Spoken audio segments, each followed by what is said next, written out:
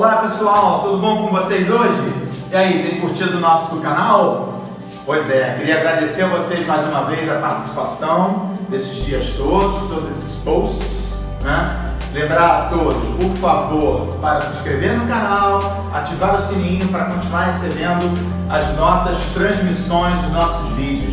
E aí, curtiram a semana passada a entrevista, a participação do professor Matusalém? Pois é, muito legal a história dele, né? Bem, mais uma vez hoje queremos apresentar a nossa convidada, a participação da nutricionista Gisele Salles, que todos vão conhecer a partir dos próximos segundos, tá? Então relaxem, curtam o nosso canal. Mais uma vez é importante a participação de todos. Estamos preparando cada vez mais e melhor as nossas transmissões para que vocês se sintam mais felizes em nos acompanhar. Muito obrigado mais uma vez. Não percam para a semana que vem uma participação especialíssima do professor Rafael, nos falando da sua vida também, nos contando sobre como ele chegou ao CCLS, né? o CCA em Miami. Então, mais uma vez, muito obrigado. Vocês sabem, aqui sempre com vocês, às quintas-feiras, Armindo, o seu diretor-geral.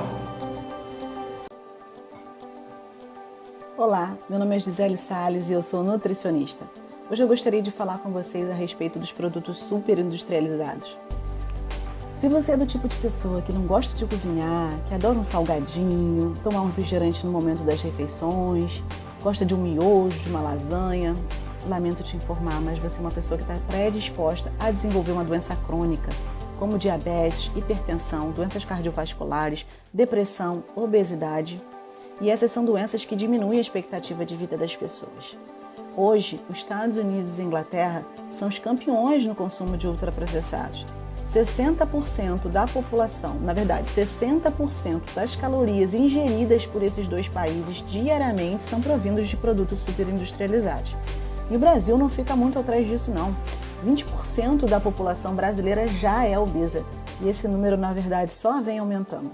Esse é um quadro, na verdade, muito preocupante para o nosso país. Mas você sabe me dizer o que é um alimento processado? O processamento de um alimento é tudo que altera alguma propriedade daquele alimento. Existem diversos tipos de processamento. O processamento térmico, por exemplo, é um processamento que confere, na verdade, aumenta o valor nutricional de alguns alimentos. Por exemplo, o feijão e o arroz.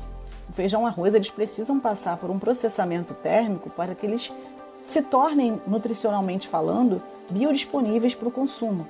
A carne, por exemplo, a gente cozinha a carne para poder ser consumida, né? E a gente pode classificar os alimentos em 3 grupos, na verdade. In natura, ou minimamente processados, processados e ultraprocessados. Os alimentos in natura ou minimamente processados são os vegetais que você compra na feira ou no supermercado. São os que não tiveram nenhum tipo de processamento. Você compra exatamente como eles vêm da natureza. E os minimamente processados são aqueles alimentos, por exemplo, que sofreram algum tipo de manipulação. Quando você vai no supermercado e você já compra a couve cortadinha, ou você compra a salada já pronta para o consumo, já lavada. Elas estão in natura, mas sofreram algum tipo de processamento, sofreram algum tipo de manipulação. E uma coisa que eu gostaria de falar, na verdade é uma dica, né? Quando você for comprar um vegetal, prefira sempre os vegetais de hortifrutis ou de feiras. Porque, na verdade, grandes supermercados, grandes redes de supermercados se utilizam de um gás, na verdade, que é o dióxido de carbono, que é um gás onde os vegetais são expostos e que aumentam a vida útil desses alimentos.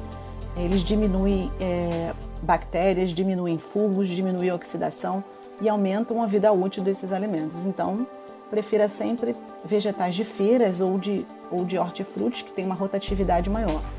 Os alimentos processados são aqueles alimentos que sofreram algum tipo de adição, seja por açúcar, por sódio, por exemplo, um iogurte natural, queijos, o pãozinho fresco do seu bairro. E essa é uma outra dica importante que eu falo também para os meus pacientes.